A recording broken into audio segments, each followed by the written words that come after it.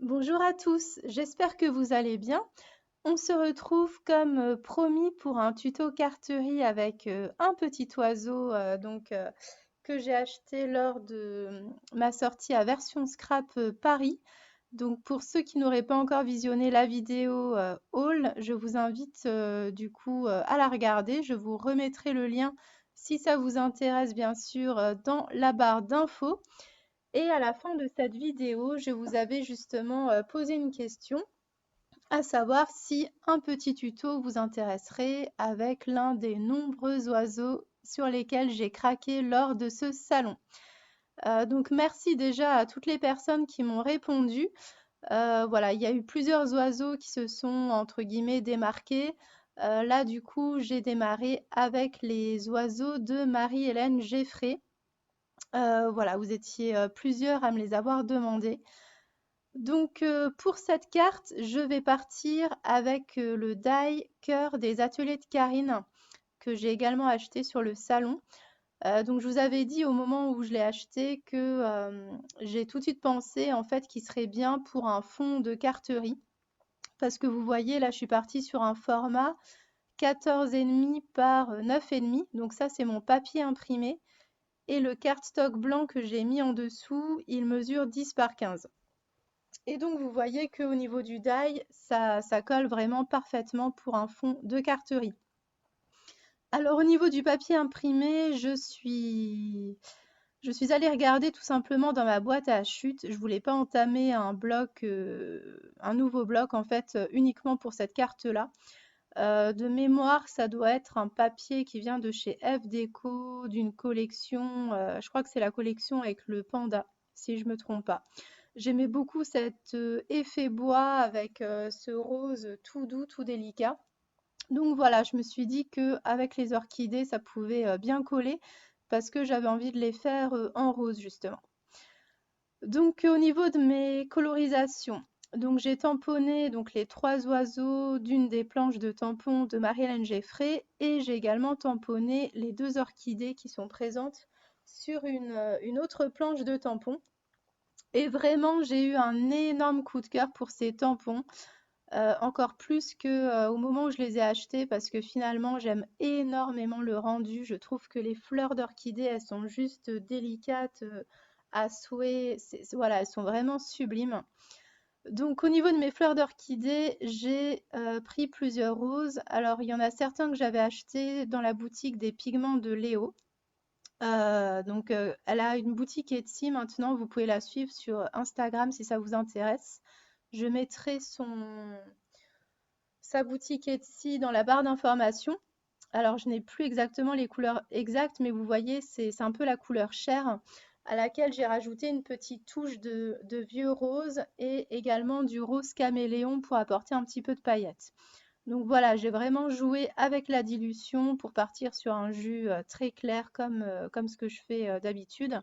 Et ensuite, je viens renforcer en fait le contraste au cœur de la fleur.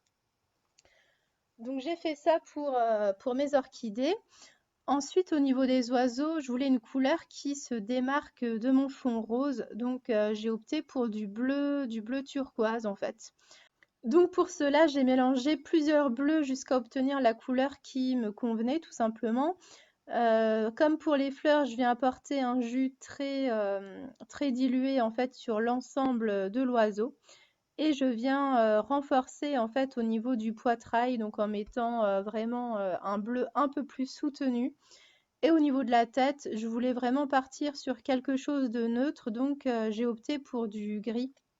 Donc c'est vraiment du gris de paint quasiment à l'état pur que j'ai utilisé, mais j'ai joué sur la dilution pour que la tête soit relativement claire. Voilà. J'ai également utilisé du gris au niveau de la queue de l'oiseau et de l'aile. Donc là aussi, j'ai joué avec la dilution. Et une fois que tout était bien sec, je suis ensuite venue coloriser la petite branche sur laquelle l'oiseau se tient. Donc là, voilà, j'ai mélangé plusieurs marrons. Je ne pourrais plus vous donner les références exactes parce que je pars toujours de mes fonds. En fait, il me reste toujours des fonds sur ma palette. En fait, je la lave très rarement. Donc voilà, finalement, j'ai joué avec plusieurs couleurs comme ça. Et à la toute fin, en fait, je me suis rendu compte que l'orchidée que j'avais colorisée au départ était un peu trop pâle. Je voulais quelque chose qui contraste un petit peu plus. Donc voilà, comme j'en avais tamponné deux, j'ai simplement colorisé la deuxième avec un jus un petit peu plus soutenu. Et je me suis également rendu compte que j'avais oublié de coloriser le cœur de la première orchidée. Donc là, je viens avec un jus un peu jaune paille en fait. Je voulais pas que ce soit un jaune trop flashy. Donc c'est un jaune qui tire légèrement vers le marron. Une fois que tous mes tamponnages étaient bien secs, je suis simplement venue rajouter. Là, vous le verrez pas parce que je vous ai montré le zoom avant, mais j'ai rajouté un petit trait de Posca blanc tout simplement pour apporter un petit peu de lumière à mes tamponnages. J'ai ensuite sélectionné un die que j'avais envie d'intégrer dans cette création. Je voulais ajouter un petit peu de paillettes et un branchage dans du papier pailleté argenté. Et donc j'ai un petit peu regardé dans les derniers dies que j'avais achetés et j'ai jeté mon dévolu sur ce superbe feuillage en fait avec des cœurs qui vient de chez Sokai. Donc c'est la dernière collection qu'ils ont sortie donc sur l'amour. Je n'ai plus le nom en tête. Voilà, donc je l'ai fait dans du papier argenté pailleté. Je pensais que ce papier était autocollant, donc c'est pour ça que vous me voyez essayer de retirer la petite pellicule, mais en fait, non, ce n'était pas autocollant. Donc c'est pas grave, finalement, j'ai remis des petits points de colle et ça se fait très bien. Donc vous voyez, au niveau de la composition, rien de bien sorcier en fait. Voilà, j'ai masqué finalement le bout de la branche sur laquelle est tenu l'oiseau et le bout de la tige de l'orchidée. En fait, elles sont cachées les deux, les unes sous les autres.